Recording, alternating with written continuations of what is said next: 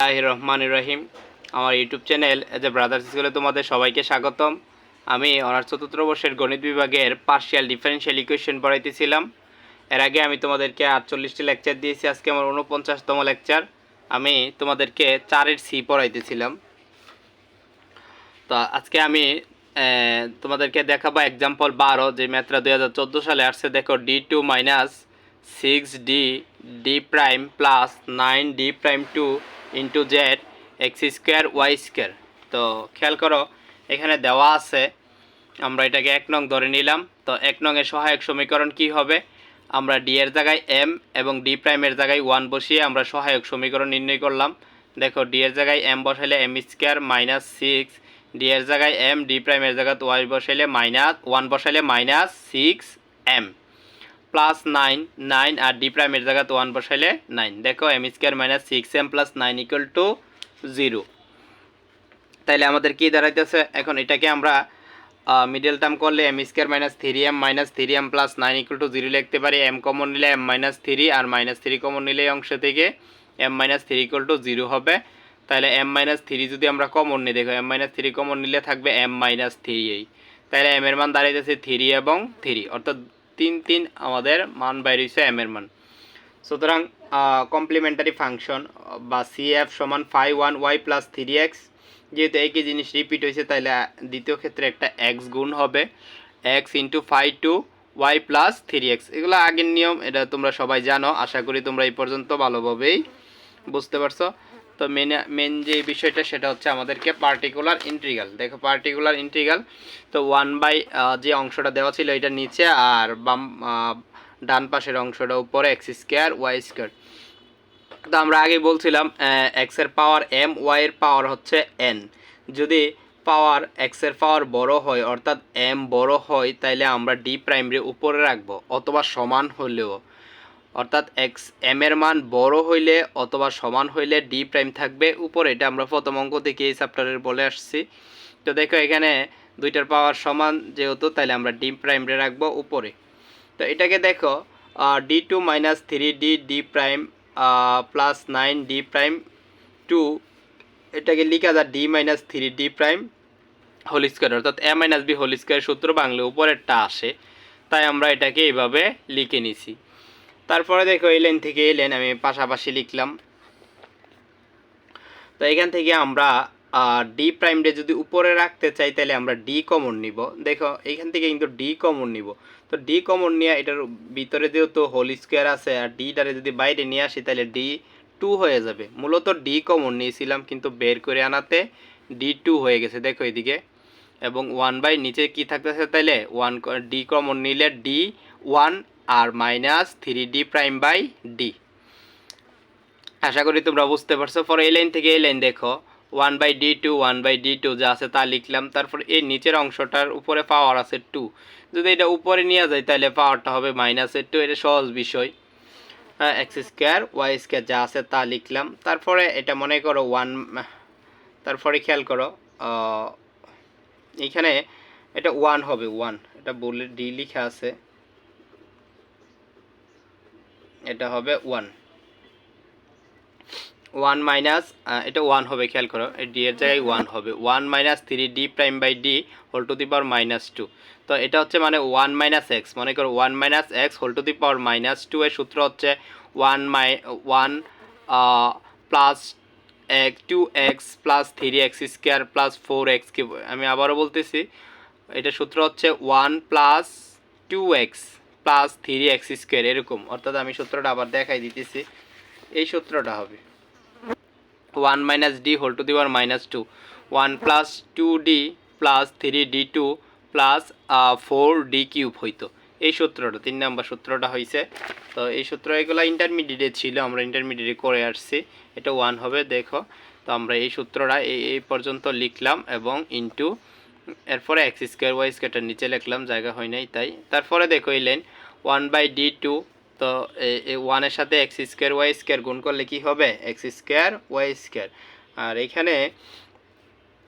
এখানে D prime মানে হচ্ছে ওয়াই এর সাপেক্ষে অন্তরীকরণ। তো ওয়াই এর সাপেক্ষে যদি অন্তরীকরণ এটাকে, তাহলে কি হবে? 2y স্কোয়ার হবে, 2y হবে। দেখো 2y হবে, অর্থাৎ এক্স স্কোয়ার ইন্টু 2y, তো 2 ডাইটা 6-এর সাথে গুণ হয়ে 12 হয়ে গেছে, আর এক্স স্কোয়ার ওয়াই লিখছি। দেখো এরপরে দেখো এই অংশটা ডি প্রাইম টু, তো ডি প্রাইম টু মানে ওয়াই সাপেক্ষে অন্তরীকরণ, তো এটাও হবে 2x² ওয়াই। দেখো 2x²y, তো এখানেও একসাথে করে ফেলছি আর কি, দুইবার অন্তরীকরণ করে ফেলছি। খেয়াল করো, প্রথমবার অন্তরীকরণ করলে হবে 2x²y, তো 2 এ 2 এ গুণ করলে 2 আর 27 গুণ করলে হবে 54 লিখে ফেলছি।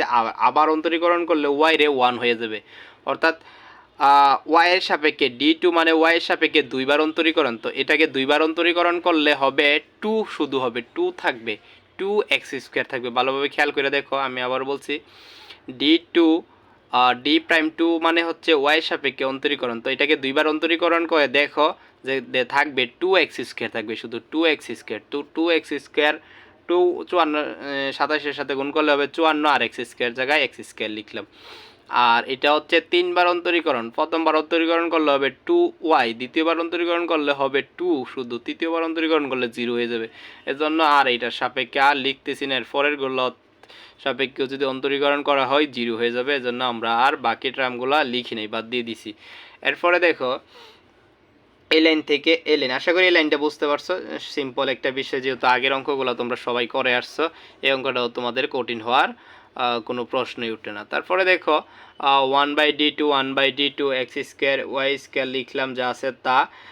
এবার দেখো 12x²y, আর নিচে আছে d, তো নিচে থাকার অর্থ হচ্ছে আমরা জানি যে সমাকলন, নিচে থাকা মানেই হচ্ছে সমাকলন।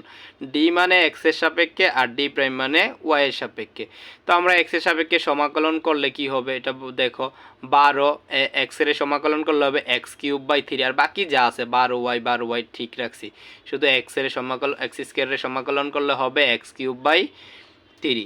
একইভাবে এখানে দেখো D2, তো এটা আমি দুইবার সমাকলন করব না, একবার ভেঙে ভেঙে সমাকলন করব। D2 একবার D রেখে দিছি, আরেকবার সমাকলন করছি, তো x² এর সমাকলন করলে এটা হবে x³/3, আরেকটা D রয়ে গেছে।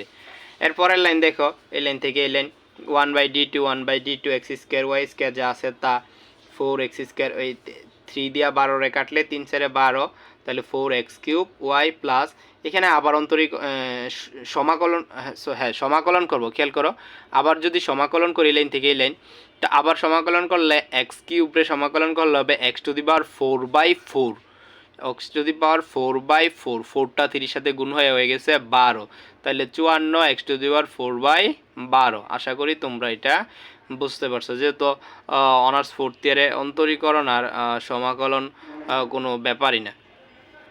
তারপরে দেখো 1/d2 1/d2 লিখলাম x² y², তারপরে 4x³ y³ যা আছে তা লিখলাম, আর এটাকে আমরা ভাগ করে দিছি, 6 দিয়ে ভাগ করলে 6 দোকানে 12, 6 নং 54 x⁴। ভেঙে ভেঙে অঙ্কটা করা হয়েছে, আরও শর্টকাট করা যায়, এত ভেঙে ভেঙে করতে হয় না, তো ভেঙে ভেঙে করলে সুবিধা হচ্ছে যে ভুল হওয়ার কোনো সম্ভাবনা থাকে না, সেটাই। তারপরে দেখো 1/d2 আমরা এখন d এর সাপেক্ষে সমাকলন করব, তো একবার d এর সাপেক্ষে সমাকলন করলে থাকবে 1/d, তো d মানে হচ্ছে x এর সাপেক্ষে সমাকলন, তো x এর সাপেক্ষে x² এর সমাকলন করলে হবে x³/3, আর y² জায়গায় y² রেখে দিলাম, এখানে y² হবে আর কি, এখানে আমি ভুলে y²টা দেই নাই।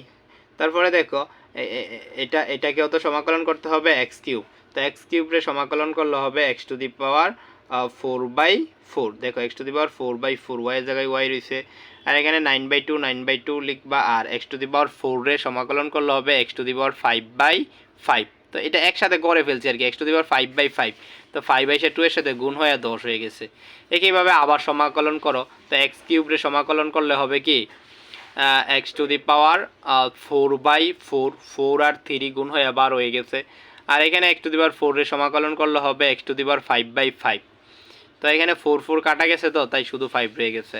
আবার x⁵5 রে সমাকলন করলে হবে x⁴6/6, তো 6 আর 10 গুণ করলে 6 10 60। আশা করি তোমরা এটা বুঝতে পারছো, সিম্পল বিষয়।